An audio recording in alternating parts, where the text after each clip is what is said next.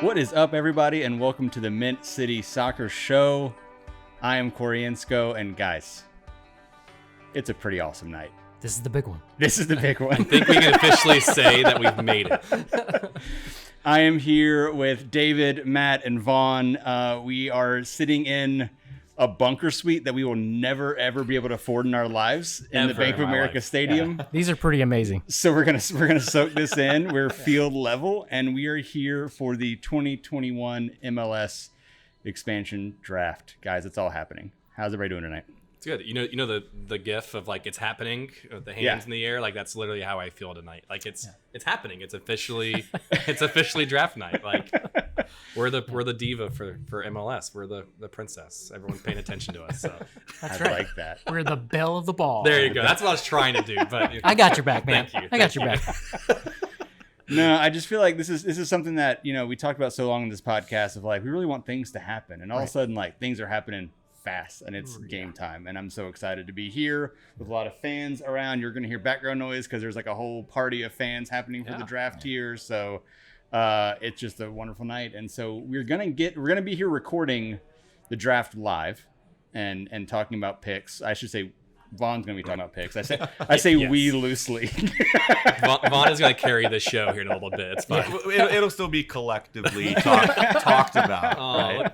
look at you tying in collective in there somewhere. I'm doing my best. I had to start my intro with a pun here. It's okay. Yeah, that's good. There you go. Love But it. yeah, so we'll be getting into that a little bit, but we have some time before then, so we wanted to spend a little bit of time talking about some other things again, because it's been a busy few weeks here to cover a few things that have also happened in the Charlotte FC world. So the first thing we want to talk about is over the weekend before the expansion draft, we had the half-day trade window opening, a furious 4 hours of trades for Charlotte FC. So we want to talk about those a little bit. I'll kick it off to you, Matt, to talk us through our first acquisition in that trade window. Yeah, and I definitely want to get Vaughn's take on this because it's Jalen Lindsey from Sporting KC, 21 years old, North Carolina native, right back, played 14 games, I believe, started 9, had 2 goals, 1 assist. We're getting $100,000 in GAM, general allocation money. Wham bam, thank you, Gam. That's right. Yeah. And then that could increase to $325,000 if certain like performance-based incentives are met. But Vaughn, what do you think? Because for people that don't know, Sean is a big Sporting KC fan. So what do you think about this pick? Yeah. Sporting KC, follow them very, very closely. Watch pretty much every game for the past, I don't know how long. And I followed Jalen's career pretty closely, obviously with the Charlotte connection. I actually had a chance to speak with him on my podcast about a year ago or so. Great kid. It's really not fair to call him a kid. He's growing up very, very quickly. He just has kind of been stuck behind some players on Sporting Kansas City's depth chart. He's obviously he's best at right back. So that's where Graham Zusi plays. So it's been hard for him to find the field. That beard will get you every time. I know, that magical beard.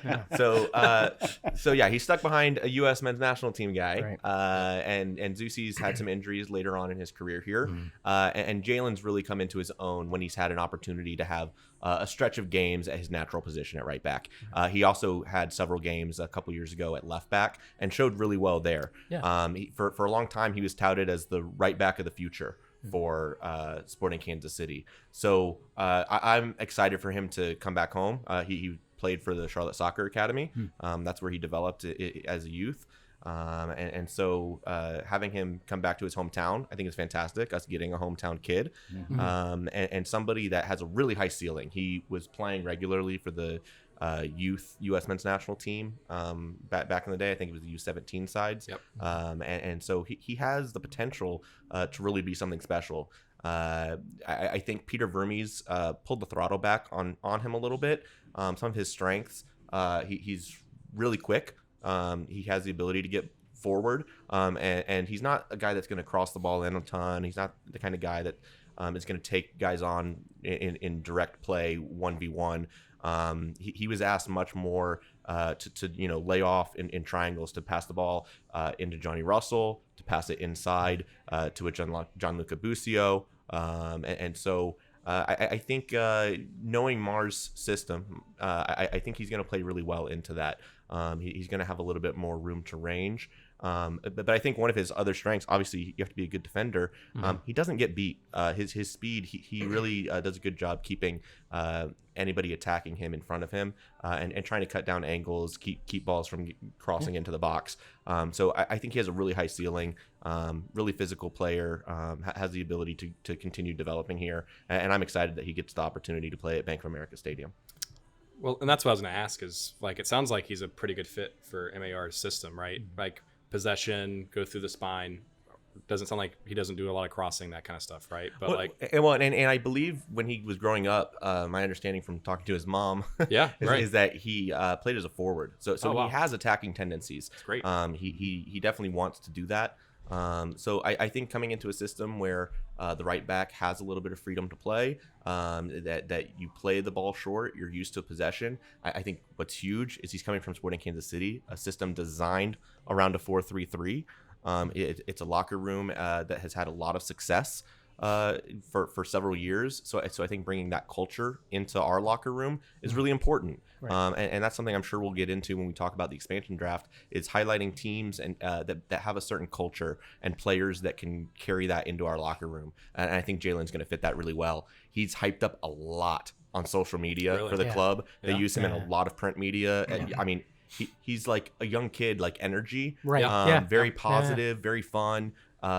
Gets into a lot of like locker room banter and gimmicks and stuff, but also can be a really good interview where he's really serious and down to earth, and you know, nose to the ground, get the job done. And I think he's gonna be a great fit. Well, and I mean, he's fairly young. I mean, you know, he's not a kid. He's 21. Like, he's coming into his age. We also have Adam, who's plays on the left-hand side. That's exactly what I was going to say. And it sounds like we're setting ourselves up for the future here with like younger guys who can learn from experienced players like Christian and et cetera, right?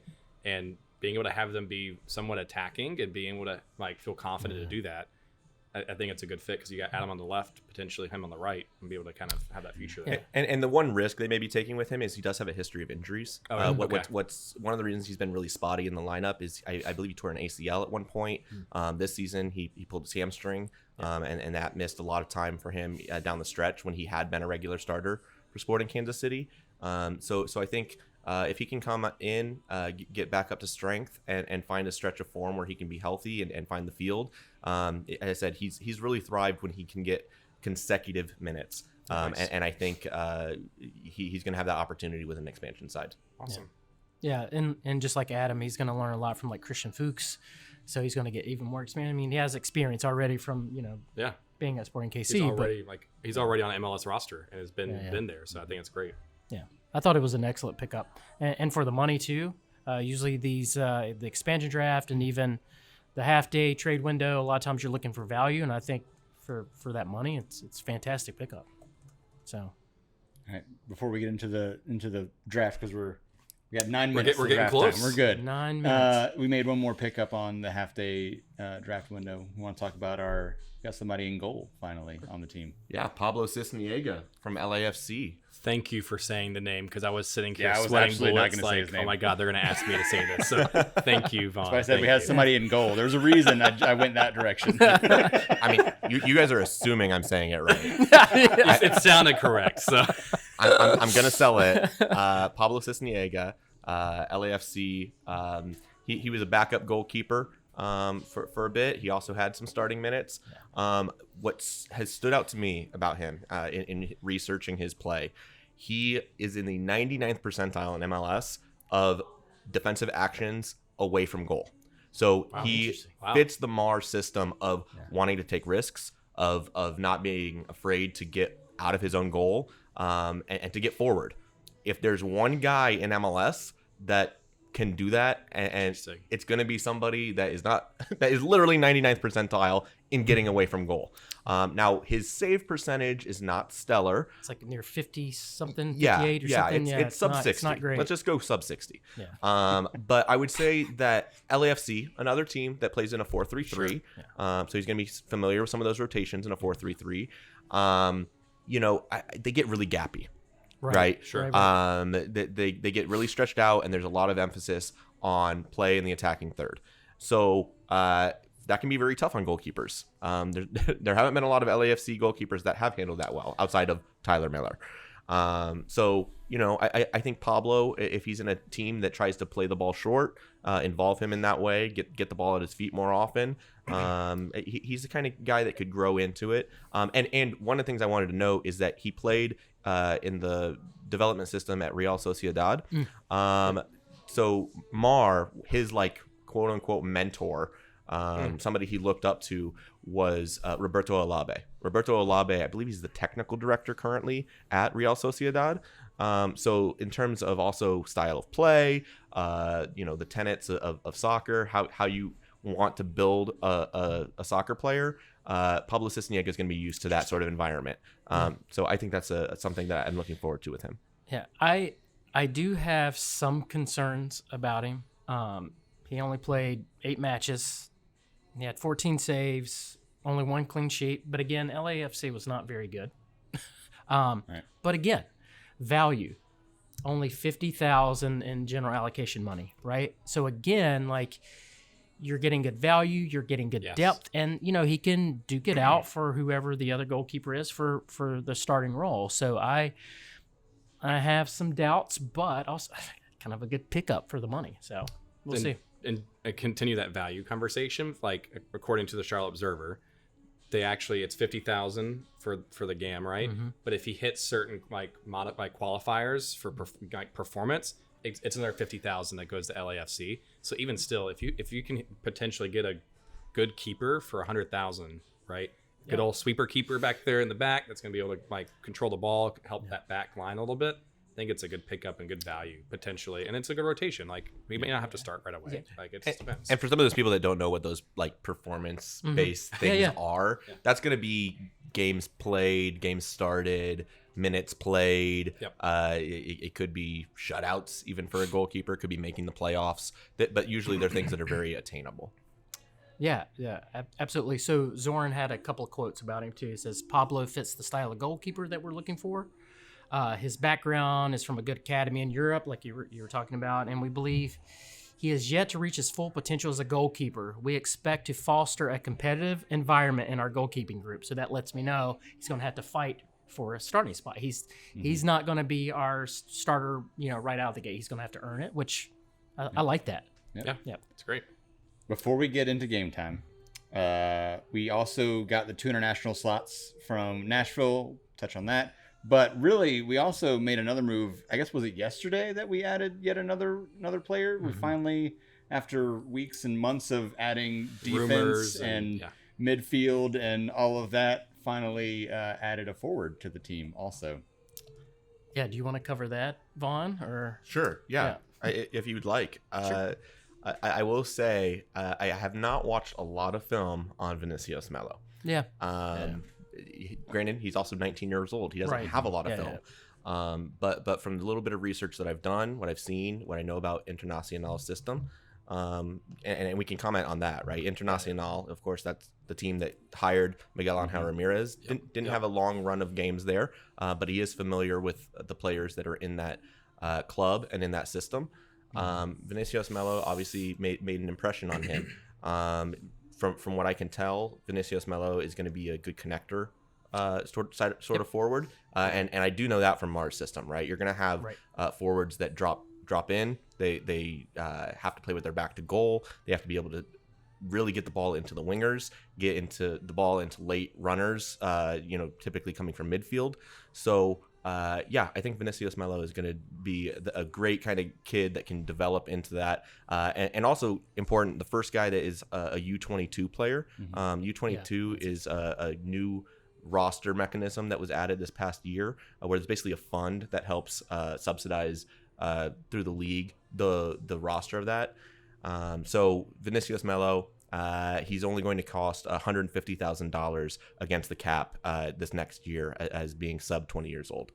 And it's funny you were saying that, because just from Zoran's quotes about him, right? It says, we're eager to get him here in Charlotte, continues development as a footballer because he possesses all the qualities we're looking for in a center forward. He's very good at the back to his goal, and he likes to get teammates involved. So going back to MAR system that we were just talking about, we keep reiterating that it seems like He likes possession ball, playing through the spine, playing through players, and being able to get everyone involved and be able to move the ball that way. Yeah, Absolutely. and I have a friend I used to work with who grew up in Brazil, whose hometown club was Internacional, who's very excited. Nice. Oh, very about nice. the fact that there's a lot of that Oh, that's flavor cool. coming Yeah. up into Charlotte now. So Great. Very, very it's good cool. stuff. Let's do it. Get a new fan in that way. So at this point, we are getting up on draft time. So we will take a quick break and come right back and talk about a few more players being added to the team tonight. Sounds good. Can't wait.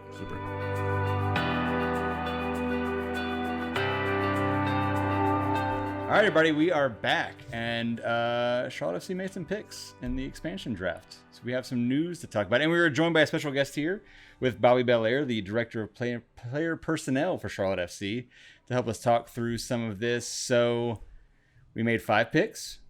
I believe we made 2 trades after the fact, so we're going to dig into it and talk about it a little bit. I think we should start with, though, Matt leading it off, because now we are in the presence of a celebrity. It's the biggest news of the night. The biggest news of the night, the person who made the first pick in the Charlotte FC expansion draft. I'm Mr. very Matt Swift. overwhelmed. I mean, And shocked. you spoke it into existence. You know, Yes. you asked and you asked. You were persistent, and we respect persistence here at Charlotte FC. He also like slid into Thomas's DMs way too much, probably, and asked. I And, got a restraining order. It's like- It just means this podcast has a lot of power. yeah, that's right. That's right. That's what it means. Just means I'm going to speak craziness into this podcast from now on until it just comes to fruition. I'm getting head shakes no in the No, background. so it's a great plan. I think it totally works. it is very special, and I was like, please don't cry on camera because I'm very emotional. It's a cool moment. So I want to thank everybody that was involved to let me do that. That was really cool. Yeah, you did not cry. You kept it very professional, cry. and you pronounced everything correctly, as far as I could tell. So, how about since you announced it, how about you tell us about the first pick in the expansion draft? Well, we chose Mackenzie Gaines Yep. from Austin FC. So pretty excited about that. So I probably will have to hunt him down and be like, hey, I announced you, sign this jersey. It's the very first order of business. But we have Bobby here. Sure. Why did we choose Mackenzie? Yeah. Now, look, I think he would whenever Mackenzie gets here, he'd be happy to sign your jersey. We spoke with Mackenzie. Miguel spoke with Mackenzie, and he's pumped. He's really excited to come here. I know he's from Austin, but he's really excited. I think for a lot of players, look, you might not be the coach's first choice, and you might fit someone else's system a little bit better. And so whenever he got the call and Miguel talked to him, he was over the moon. And he sees himself as a winger, and Miguel sees him really improving him and developing him into the system well. And so that's the plan for Mackenzie, and we were pumped about him. So pumped that Miguel said we want to announce him first. Sweet. Awesome. I love it. I'm sure Austin fans are loving it right now too. I don't care. It's I fine. know, grabbing the Austin kid Yeah. from Austin. Yeah. That's awesome. I What- love it. I want to ask you this, as much as you can say. Yeah. When did you guys identify him and like that's who we want? Yeah, so Thomas and the scouting team knew him from his time in Europe. Wow. So they knew him before he came over. And then when we finally got Miguel over here, his first match that he went to go see live, he saw Mackenzie, and Mackenzie stood out for him. I think he came off the bench that game and did really well. And so then we continued to track him. And he's just done well. And we looked at the data, we looked at physical data, we looked at tactical data, and it makes sense for what we're trying to do. And so we're happy to bring Mackenzie in. And I think Charlotte FC and Charlotte FC fans will get to see him soon. Very cool. You wanna do Yep. this again? We're just starstruck right now. Is what it is. Yeah, because of Matt. Yes, we have a celebrity here in our midst here. All right, so we'll jump into the second pick, who we took from that city, which it's always nice to take things from that city. So right. we'll take that. I'm gonna mispronounce his last name, but is it Anton Walks? It's Ajax. Yeah. I know, I'm pulling the David card right now. It's This just is what I'm Walks. doing. It's just Walks. Walks, It's just yeah. Walks. Okay, there's an E in there throwing me off. So we grabbed him, defender from Atlanta United. Tell me a little about the process in selecting him. Yeah, so this one was a long one. Mackenzie was our first one that we kind of finalized, that we knew that we were going to take. And then with Anton, this one, we were going back and forth with a few different defenders. And, look, it just came down to the way that we wanted to build a little bit and what was important, and Anton's skill sets fit better for the rest of the picks that we were going to make. So he's fast. He can defend in a high line. He can press out to the ball well. He's a really good defender. And he started 32 games for Atlanta this year. And so whenever he was left unprotected, we were honestly surprised. I know Anton well from my time there in Atlanta, and he's a great guy off the field.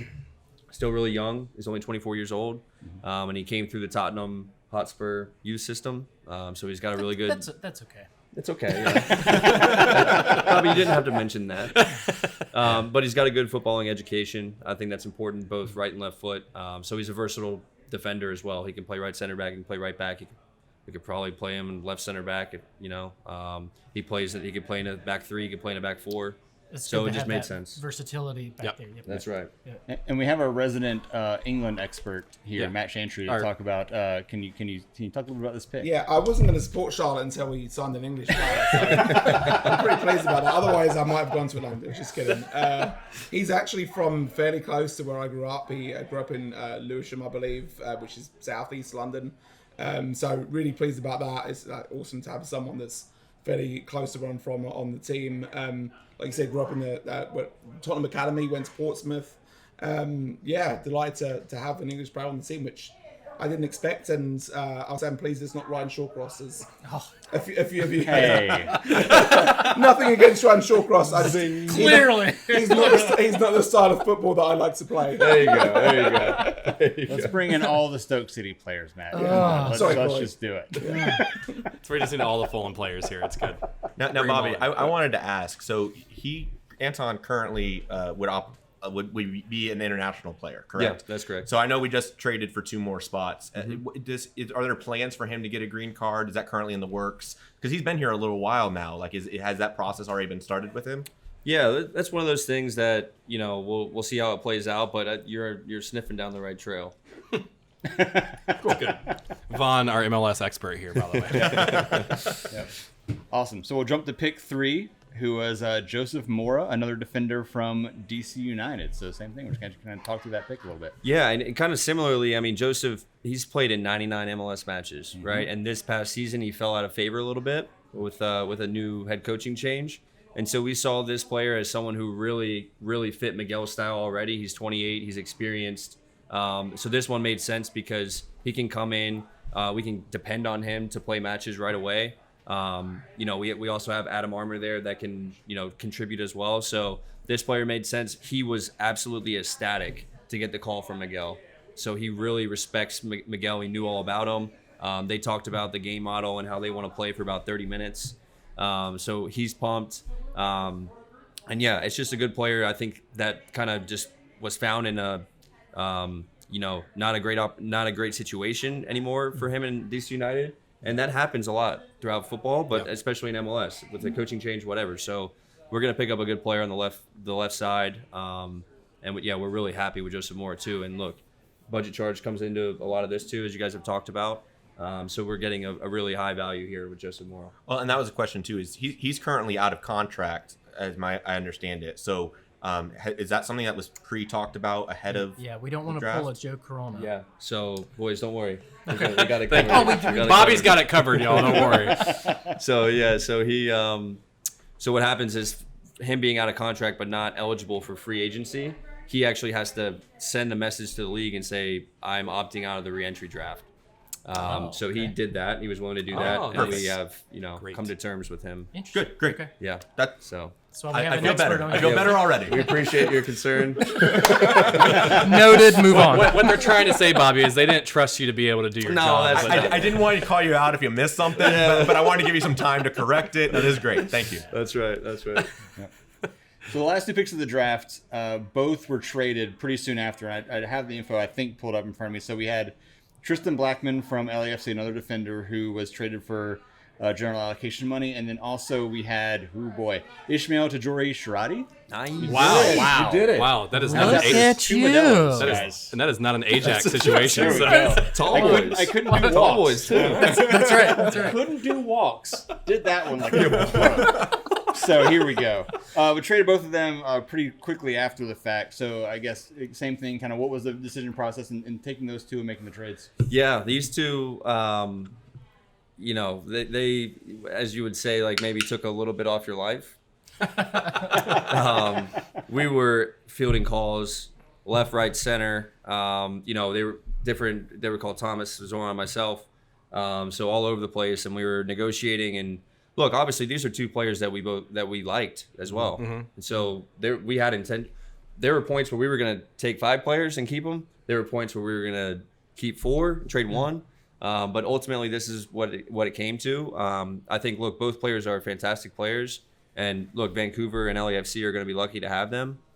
But for us, clearly setting the record by a mile for the amount of GAM that we received for an expansion draft trade, it just, look, we had our value of the player. We valued the player, and we had multiple teams that exceeded that value with their trade offers. So the best trade won in both situations. And look, we'll use that GAM well. Don't worry about that. That's what I was gonna ask. Is like, so you already have a plan for we that? have plans. Look, we'll continue to be active in the free agency market that opens up tomorrow. So we're gonna add some experience there, some MLS veterans, and that's. So I'm gonna be busy on social media tomorrow. But look, announcing people. Look, I don't know if you saw my tweet today, Swifty, but I said, "'Tis the season for daily news."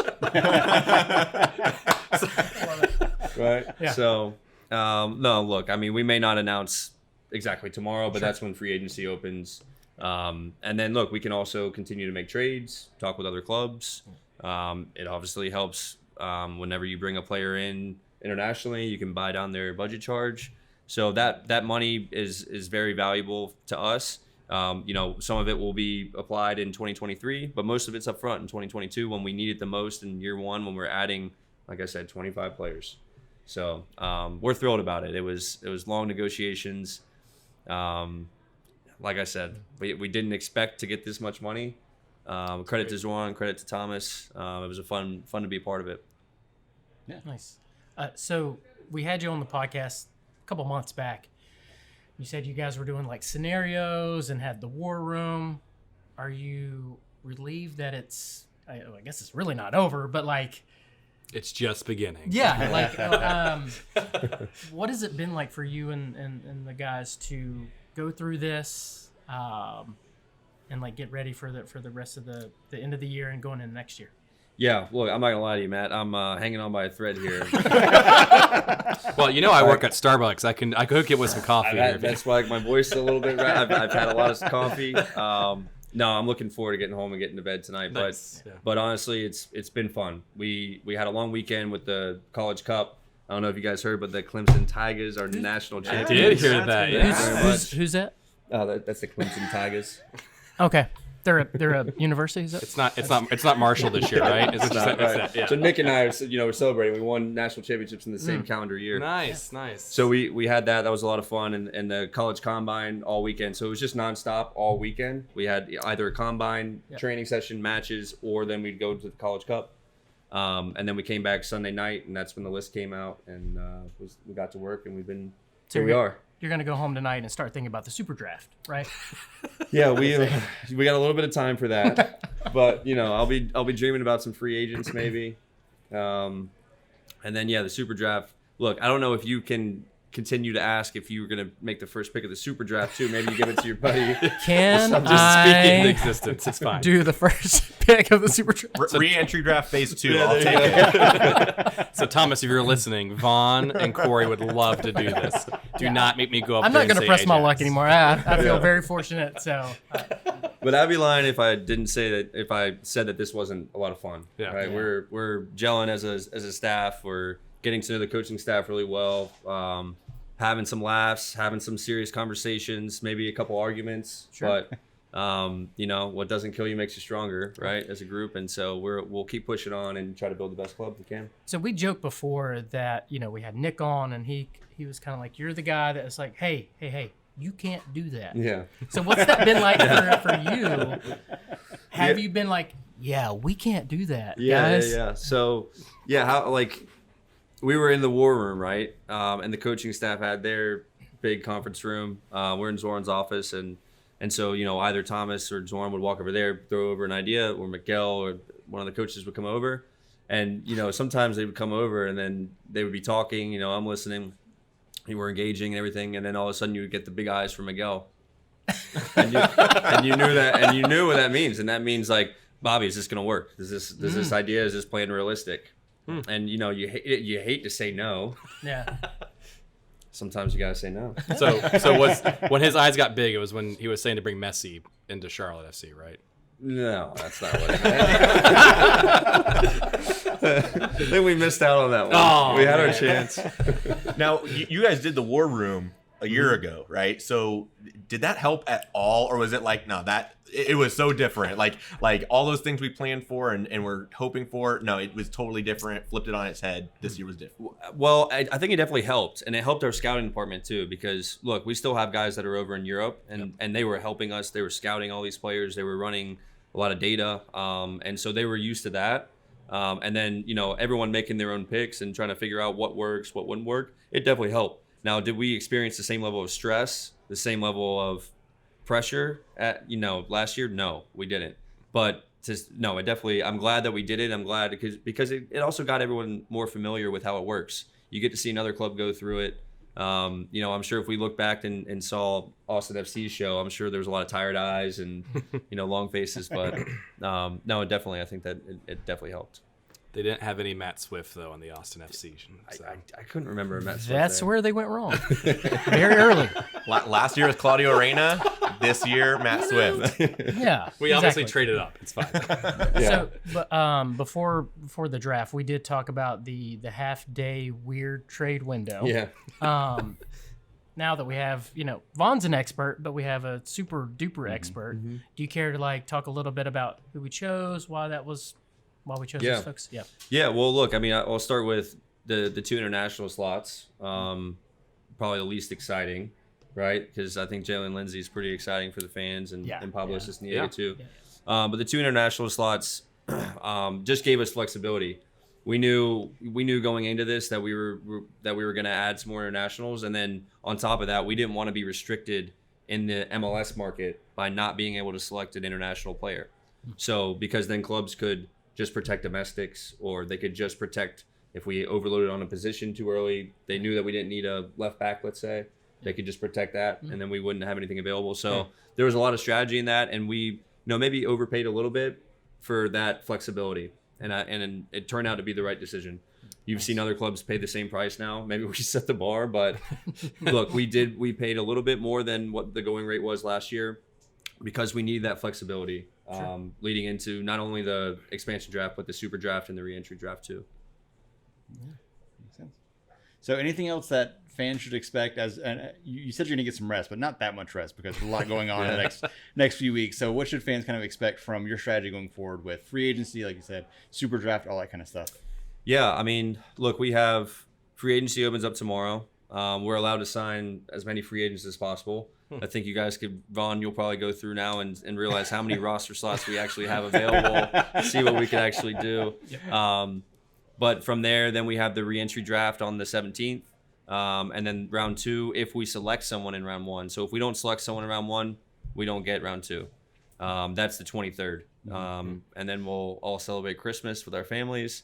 I'm expecting another baby niece. Oh, congratulations, man. Thank you very much. Nice. Thank you very much. So, that'll be my second. And so I'll be with my family and then be back right after Christmas and prepare for preseason. Get all the boys in, get all of our staff in, and just look. Then we'll hit the ground running. So where we're doing preseason and training camp? Yeah, so we're starting off in the home of the most recent national champions. Wait a minute, who is that again? The Clemson Tigers. Do I need to say it in your mic? Is that a university? Okay. That was a nice softball question there. Yeah, that was good. So What I didn't hear you say though is that when the open tryouts for the MCC 7v7 team is going to have a chance to play for Charlotte FC. Yeah, so we were planning on January 11th, and that just so falls on another important day for us. Okay. So maybe we'll reschedule it for next year. We are 20 feet away from the field right now. We can do this right now. Yeah, we can do it right now. Well, We do have some depth this year. We have 2 teams, but if you need to pick anybody, only pick from Team 1 because we have some players in here from Team 1. Okay. But Is it like a promotion relegation type thing? no, we're not that good. Like in between the squads? Well, thank you so much, Bobby, for joining us and hanging out with us and talking through all this, and looking forward to all the news we have coming up in the next few weeks. Thanks a lot, fellas. Yeah, we appreciate it. Thanks for covering us. Yeah, get some rest, man. You've Yeah. done, Yeah. you've done great, Thank great you. work. Appreciate it, guys. Thank you. Thanks for coming out, and thanks for all the work you did behind the scenes. Thanks, So. David. Appreciate it, man.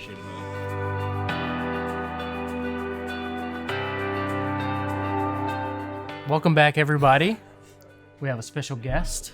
Nick Kelly is in the house. Welcome to the show. Thanks for having me, guys. Appreciate it. Yeah. Welcome back.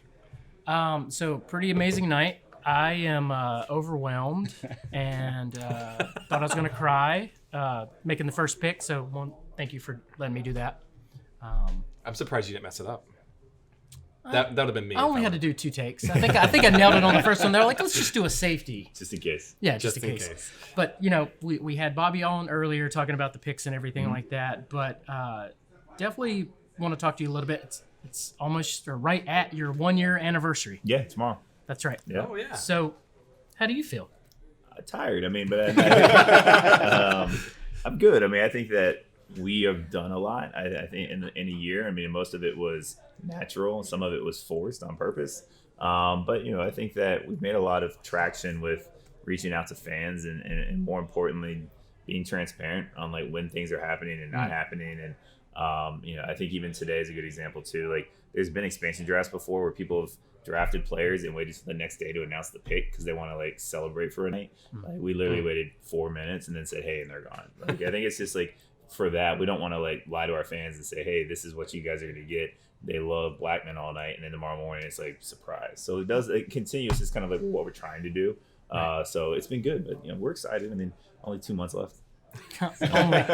Only 2 months. And then it just stops. That's Then all the work is on the supporters. You guys do it now. Then you guys have a job to do. That's correct. So it's been interesting. We got pushed back a year. We lost a little bit of momentum, but now it's like a speeding freight train, like one event after another, one announcement after another. What's it been like for you and the staff, like going through this on your side? Like we're excited, sometimes overwhelmed, but what's it like for you guys on your side? Yeah, I think that honestly, we're excited. I think there's a lot of really, I'd say most days are great days and excitement and everything. Every time you sell a ticket, it's exciting. Every time we do like a new piece of content, it's exciting. I think that we still have crappy days, right? Like, it is what it is. However, I think that, we're fortunate that as we get closer and closer, it gets easier and easier to work harder. The thing that stresses me out actually isn't actually the season. It's actually once we have that first home game, is just everything falling off a fucking cliff. And it's just like, everybody's just like had that great moment. And they talk about it for a while, and then it's like we have to do it 16 more times. And it's just, Right. trying to we'll have a very high, but how do we make sure that we can kind of keep everybody at a level that is still exciting and fun? And I think that'll happen over the course of, the next couple, the first couple games. But then it's like, one, we're going to have to win on the field. So that'll help solve a lot of problems. Right. But the other thing is, too, is like we have to have a good fan experience. And I think that you guys will drive a lot of that. And we're excited about it. So we want to talk about the kid a little bit. So As the Arsenal fan, tease it up. Yeah, this He is loves the it. sign of dream. I Start drinking, yeah. absolutely love this thing. Yeah.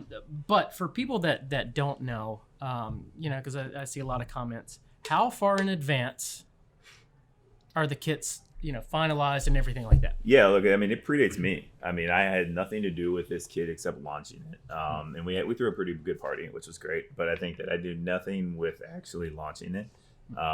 It was designed almost a year and a half ago. Like, I just finished with Nicole Tepper the 2023 kit. That's how far in advance it is. So like, we're done already, and we will start planning the 24 kit in February.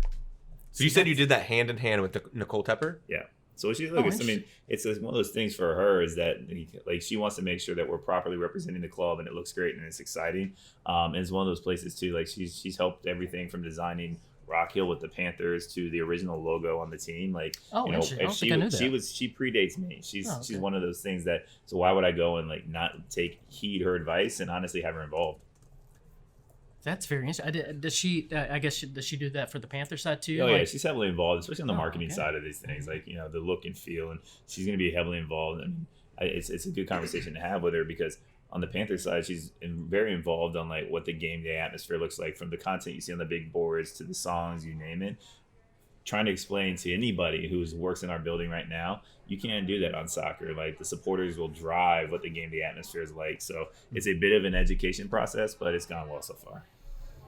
I appreciate you sharing that perspective, because I think it's a balancing act, right? Like, we want that input, we want the game day atmosphere to be fun, but also the supporters have to do that, right? Like, we're here to make noise, we're here to make traditions. The way we describe it too, Gus, is like, it's basically like we can do a lot of stuff up until literally the ball is kicked off. And then we are stuck for 45 minutes and it is out of our hands. It is totally you guys for 45 minutes. And then we'll run some videos at halftime, which is fun. That'll be like, everybody like takes a breath. Maybe you sit down for a little bit and grab a beer. And then the back 45 minutes, again, we could literally take our hand and go to the bathroom and do nothing, because there's nothing we are allowed to do, because you guys will run the environment. So the environment is strictly driven for 90 minutes off of the fans. And it is a level of uncomfort for all of us that is just we have a lot of faith in you guys. So Now this Process Blue primary kit, this is our light kit, from Yes, what I've heard. It's the correct? Carolina kit. correct. This is the Carolina kit. So the second kit is going to be coming out. Can you give us any details on when, what it might look like? What's darker than this, right? I think black's maybe a little bit darker than this. And anything you can share with us. Yeah, so we're working on a darker kit. Oh, But it'll be out in either January or February. We're working right now with Adidas to do it. So the sooner the better. I mean, I will be transparent on this though, is that like, even when we unveil it, I don't know that you'll be able to buy it till March or April. Just like, you know, we struggled with supply chain to get enough of them just for the season, let alone making sure that they're there when we announce it. So having enough when we unveiled this first one was important. The second one for us is going to be, you know, making sure we show it before you guys see it on the field. So you may not still be able to buy it for a couple weeks. So. I mean, just coming from like food service retail, like I can tell you logistics right now is a complete shit show. So, I feel for you on that, and I totally understand. So I'm sure most fans would understand too that, hey, it's a little behind. Yeah, we get it. And I think the thing about it is too, is I'll give Adidas a lot of credit, is just that like, we're the only ones who are unveiling a jersey right now, and they went out of their way to make sure we had enough for just about anybody who wanted to buy it. We'll likely sell out, unfortunately, before the season starts, before the next round comes. But if we could sell through 10,000 jerseys in the first couple of months, that would be all right. So That's awesome. Yeah. A lot of people are asking, are we going to have a third kit? No, so we're not allowed for the first couple of years to have a third kit. It's more of an established team thing, and then you have to hit kind of a minimum demand threshold. That's right. So you have to, we have to. They're not going to give a third kit to a team who's barely selling what they have, and I think that the MLS has good numbers on it too, because every year you get a new kit, so they're able to tell that. I don't know that this to be the case, but LA Galaxy consistently sell in the top 3 or 4, so they're gonna get one. Like whoever that team may be, like that's who's gonna get it, because they don't want to take the risk of creating a third kit for a team who's not selling anything. Got to get those training tops, so there'll be lots of those coming out. There'll be plenty of training tops. I literally have every single one. Yeah. I feel like for so long of your time here, the clamoring, and last time we talked to you is about like, people clamoring for news and clamoring for the kit, and Matt touched on this too. What's the kit going to look like? What players are we getting? How does it feel now to actually have a moment where you're like getting to actually show all this work I've been putting in between, again, you said a year and a half on the jersey and all the players and all that stuff. They actually get to show the fans now, like, here's what we've been working on. Yeah, I think the thing for us is that it's taken a lot of patience from the fans, because as you guys saw this week, it was a little bit of a shit show in the fact that like every day was something that should have had its own week or a couple days. But it all got kind of crammed together, right? The trade window opened up and it's like, here's 2 players. And then yesterday we announced Melo, and today we've got 3 more players, and tomorrow's the schedule. And then it's like, we'll have free agency on Friday. Like all those things I would have killed for in the summertime. Like anything, because we were like manufacturing news. Yeah. Now it's like we had 7 days and we'll have something every day. And while it's a good problem to have, I'm a little bit frustrated in the fact that if we could have spaced it out and it's not in our control, Right. it would have given us a little bit more tangible stuff to talk about in October or September. But I mean, the only good thing about it is that it's given a lot of time to plan and scout and negotiate. So, where we are today, and then we'll announce 2 free agents this week. We'll announce 2 or 3 next week. Like, we're in a position where it allows us to really be nimble. And then Zorn said it earlier. It's just that it also gives us a position of leverage. We traded for those 2 international spots. So today, nobody knew who we would draft because it wasn't like, oh, they're already full of international spots, so they've run out. We had more flexibility than we knew what to do with. So I think the biggest piece is that, we continue to make those moves long term. So we're not in a position of like, hey, our back's never gonna be against the wall. So we always have the flexibility. So I'll just share this because I'll credit Top Ben on Twitter right now just to kind of talk about those international spots. But Zoran said that we have 2 or 3 international players who can currently and can potentially finalize green cards on the roster. So again, having those international spots, but then if you get the players that get the green cards, that could free up that for the future as well, right, Vaughn? Yeah, and that has to happen by the opening game, correct? Correct. So we've got, you got to imagine we've had some of these players set for almost a year now. So our ability to go out there and start the process dating back to February or March. We've been working on it. The hard thing is with COVID, it makes it that much more challenging to get a green card than in a normal year.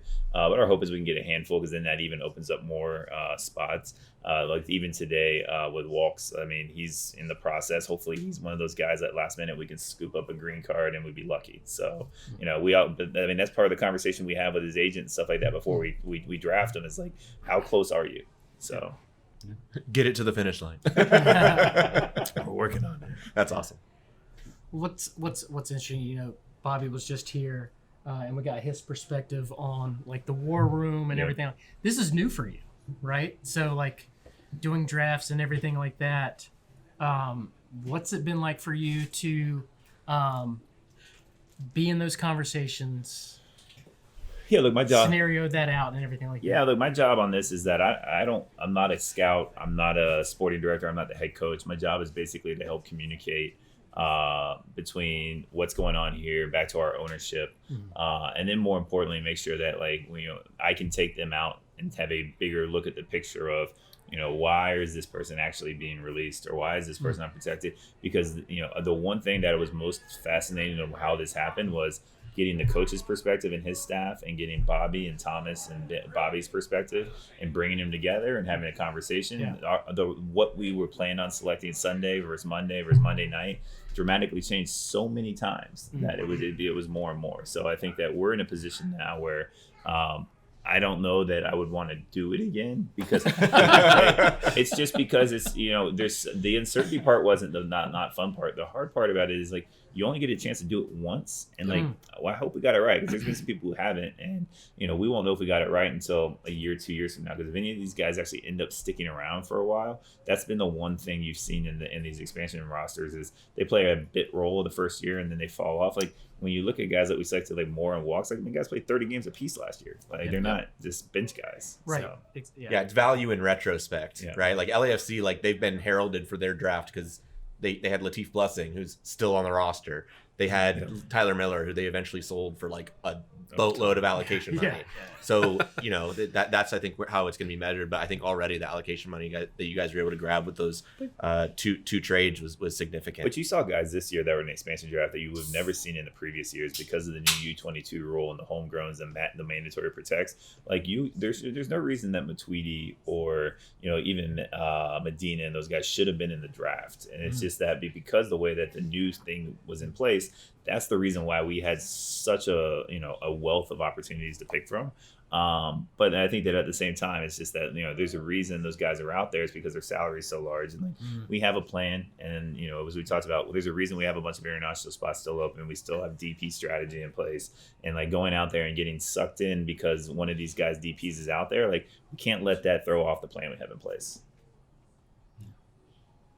I can't wait for tomorrow then, with all this scam that you just freed up. I was checking. I think it's Friday. Friday. Yeah. I will say Bobby was in here telling us a little bit of stories between like the war room and it's crazy. Coaching staff and then like it's the most healthy debate I've ever seen. Yeah. Like I've been working in like the professional world for 15, 20 years. It's a very healthy debate on, this is what I think I need. This is the value, and having that conversation, and it's a respectful debate, and it's, everybody has an opinion, and clearly we netted out to where we collectively feel great. But I think that it was one of the more impressive things I've seen. If I could have been a fly on the wall in that room, that would have been a lot of fun. So that's why I just hung out.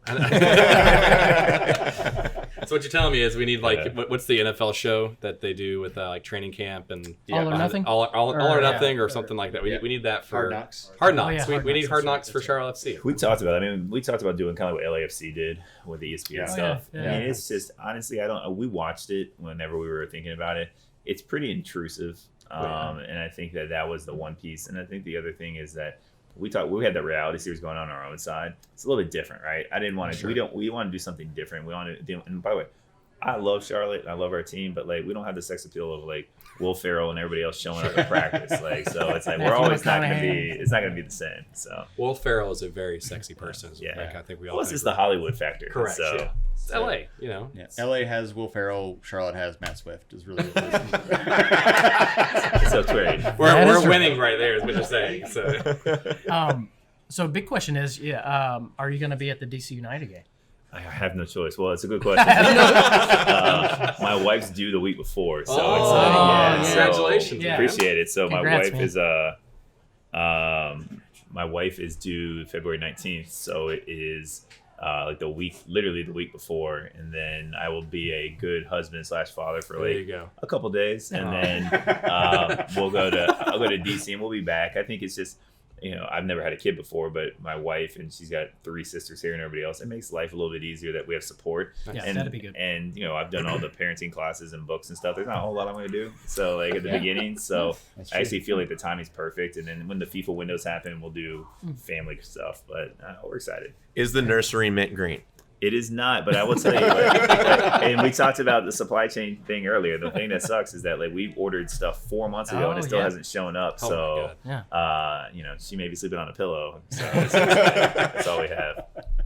So I've got 2 questions. And they're totally off topic. So I saw you tweet out earlier with your dog. Did your dog get hyped for the draft earlier on the couch? She did. Although my wife put me on. We have a TV that is I wouldn't say it's not floor level, but it's knee level. Yeah. And anytime my wife puts TV on and I'm on it, she will jump on scratch at the TV. So she did that. So but it's just when she comes to the stadium every once in a while. Now that we have turf, she can run around. Nobody freaks out. Oh, so very cool. it's been good. What's the dog's name? Stella. Nice. I worked at AB, so I was gonna say, yeah. There you go. Yeah. So the other question I have, and this is totally just because I'm a terrible person with English and being able to pronounce words. We have a special sponsor tonight that's not official. Yeah. It's that soap brand right there on the table. Ajax. Oh, see, I was trying to set you up to see if you said Ajax. Last episode he said Ajax. But you got to remember, I grew up in Germany as a Oh, kid, so see. I knew So That's okay. It's all right. I'm pretty sure 90% of America calls Ajax. Thank you. So, Okay. Thank you for validating my southern drawl here. I went to school in West Virginia. It's Ajax. So. Thank you. So we got Ajax soap and then Ajax the kit. So we're good. So, It's a win-win. So speaking of schools, really quickly, Bobby mentioned Clemson 80 times. Oh, I know. On the He's podcast. super proud. he made sure that it was Clemson Tigers. Yeah. But as much as you can you elaborate on any of the the preseason or training camp that we're going to be doing in there? Yeah, I mean, before diving into that, is that the other national champion this year was Marshall, who actually won in May, and then Bobby's team followed. So we are. Okay. So I will say our front office is 2 for 2 on national championships this year. That's pretty good. But I mean, we're gonna go down to Clemson. We actually spotted it a couple months ago. I think we were a little bit nervous with COVID that we're gonna have some late arrivals and stuff like that from a player standpoint. So our goal was how do we go somewhere close? And clearly Bobby, with his relationships there, was hey, we can go down to Clemson, brand new fields and facilities. So we'll go down there for about 10 days and kind of be a chance to one. A lot of our players don't necessarily know Miguel's system well, so it's gonna be very immersive. intense, learn the system. We're not going to do a ton of scrimmages, which is going to be very much a, small, tight camp, no media, no nothing. Oh, interesting. From there, we'll go to another location in Florida for another 10 days. And then we'll start playing some small-sided scrimmages against, other MLS or USL teams. And then we'll wrap up back in the Carolinas for 10 days. And I think that the goal for us really is just that, we want to use it as a marketing vehicle across the Carolinas. But, the Clemson side of it is that, every year I think we'll rotate. Clemson this year, we're at UNC this weekend for the combine for college. They have amazing facilities. So there's so many college soccer programs in the Carolinas that we could, for the next 10 years, we could go somewhere different and it'll be beautiful. So love it. I'm sure Brant's vouching for Charlotte to get I don't some. know if we're gonna do love. Charlotte. I mean, I love it there. The thing is, we can't stay home. I know. That's how you get in trouble. fun. That's not a huge selling point. Yeah. Hey, you guys gonna stay home and we're at preseason at home. So I know. Well, some of our guys that we've brought in, they're like, yeah, we used to go to Santa Barbara for 30 days. I'm like, that's not happening. you go to Hilton Head, you go to Charleston, something like that. Yeah, Keogh or something. There you go. Oh, So, yeah, it's nice. so. Well, I think that's all the questions I have. Thank you, Nick, so much for stopping by, taking the time to do this. This was an awesome night. I think the fact that you guys allow people to come here, Yes. come to the Bunker Suites, see the draft live was pretty amazing. So thank you so much. No, look, we only do it because we know you guys are going to show up. So I appreciate you guys coming out. Yeah, thanks, Nick. Appreciate it. Thanks, Nick.